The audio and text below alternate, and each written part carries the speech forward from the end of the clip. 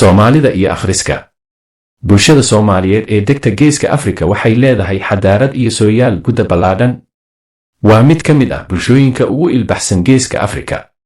Soomaalida qarniyadii dhexe waxay caan ku ahaayeen tirinta suugaanta, gabayada iyo wixii la mid ah. Qarnigii 20aad ee la qoray farta Soomaaliga waxa uu ahaa qarni ay Soomaalida u kacday akhris iyo qoraal. Waxaa xilligaasi la bilaabay ololihii reer miyiga lagu barayay farta Soomaaliga iyo sida wax loo qoro. Dhalintii ku jirtay dugsiyada ayaa kaalin mug leh ka ciyaaray ololahaasi. Sanadihii 70aadkii waxaa soo ifbaxay buugaag badan oo ku qoran afka Soomaaliga. Sidoo kale waxaa dalka ka hanaqaaday wargeysyo ku qoran afka Soomaaliga markii ugu horeysay taariikhda. Heerka wax akhris ee bulshada Soomaalida xilligaasi meel fiican ayuu marayay. Aqoon-yahankii joogay waqtigaasi waxay bulshada ku booriyeen in ay wax badan akhriyaan. Waxaa daaha laga rogay buugaag taariikhda galay. Sheekooyin si farshaxmaysan loo diyaariyey iyo sidoo kale buugaagta manaahijta dugsiyada oo loo beddelay afka Soomaaliga. Dadaaladaasi waxay sare u qaadeen heerka garaadka Soomaalida waqtigaasi joogay. Balse maanta iftiinkaasi wuu qarsoomay. Sanado badan oo dib u dhac iyo dagaallo ayaa la soo maray, horumar sidaas u buuranna ma muuqdo oo waddooyinkii 80kii la dhisay ayaa weli sidooda u taagan. Da'yartii mustaqbalka u ahay dalka qaarna waxay mashquul ku yihiin baraha bulshada. Qaarna daroogo iyo qaar kale fadhi ku diriyada iyo qabiilada ayay waqtigooda ku qaadanayaan. Inta yar ee soo hadhay ayaa wax akhrisa waxna qorta. Si dhibkaasi looga baxo waxaa habboon in la qaato 2 qodob. Dhalintu waa in ay dhisaan heerkooda aqooneed. Waa inay waqti geliyaan daalacashada kutubta. Waa in ay sameeyaan cilmi baadhis.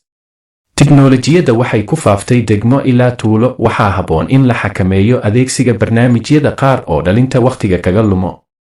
Si loo helo mujtamac fekeraya oo garaadkiisu kobcay, waa in barayaasha dugsiyada iyo waalidiinta ay iska kaashadaan in lagu dhiirigeliyo jiilkan wax akhriska.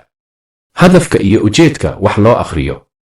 Akhrisku waa aqoon, garasho, khibrad iyo fan qurxoon. Taasi kama dhigna in sidaas lagu tirtiray jahliga, balse waxaan buugaagta u akhrinaa inaan fekerno, wax fahamno, wax curino, horumar ku gaadhno iyo inaan waqtiyadeena firaaqada ah aan ku buuxino wax faa'iido inoo leh. Aqoontii dunida waxay ku soo ururtay warqadaha. Casrigan qofkii yaqaan sida wax loo akhriyo waxa uu haystaa fursad qaali ah uu ku baran karo qaybaha kala duwan ee aqoonta. Haddaba dhowr ujeedo ayaa wax loo akhriyaa, waxaana ka mid ah in wax cusub la barto. Barashada wax cusub waxay muhiim u tahay nolosha insaanka. Ma qurux badna inaad maalin kasta hal meel taagnaato? Maalin kasta oo ku soo marta waa inaad ugu yaraan hal shay barataa. Haddii kale macluumaad duug ah baad la daala dhici doontaa. Waa inaad wax baartaa oo wax daraasaysaa. Waa inaad keligaaga wax isbari kartaa, waana taas waxbarashada rasmiga ah. In la fakaro. Maskaxdu waa xubinta ugu firfircoon jirka bani'aadamka. Dadku waxbay cunaan, cabaan, wayna hurdaan. Sidoo kale xooluhu way cunaan oo cabaan. Haddaba waxaanu dheernahay maskax laga rabo inaynu ku fikiro. Baadhitaano badan oo la sameeyey waxaa lagu ogaaday in dadka akhriska badan ay fakaraan. Waxaa intaas u dheer inay hal abuur badan samayn karaan dadkaasi. Sidoo kale maskaxdoodu ay ka shaqo badan tahay kuwa aan wax akhrin misna fakerin. In waqtiyada firaaqada lagu buuxiyo. Waxaa jirta mahmaah carbeed oo tidhaahda waqtigu waa sida seefta, haddii aadan goyn wuu ku goyn. Taas oo la micno ah in waqtigu uu qayb ka yahay cimrigeenna. Waxa aan ku buuxino ha noqdaan wax midho dhal ah.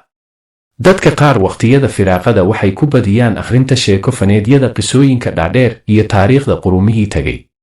Ujeedo shaqo. Waa qayb ka mid ah akhristayaasha. Qaybtan waxay qaybihii hore uga duwan tahay in akhristuhu uu si gaar ah ugu dadaalo akhrinta takhasuskiisa ama xirfadda uu doonayo inuu mustaqbalka ku shaqaysto. Haddii uu shaqaale yahayna wuxuu xoogga saaraa horumarinta iyo sare u qaadidda shirkadiisa ama goobtiisa shaqo.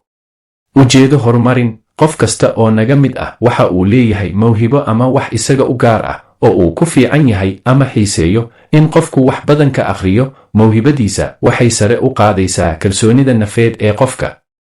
Ujeedo waaqici ah. Xaaladaha qofka la soo gudboonaada waxay dadka qaar ku taliyaan in buug laga akhriyo si xalkeeda loo helo. Tusaale, qof u baahan inuu guursado waa in uu akhriyaa buugaagta guurka ka warramaya.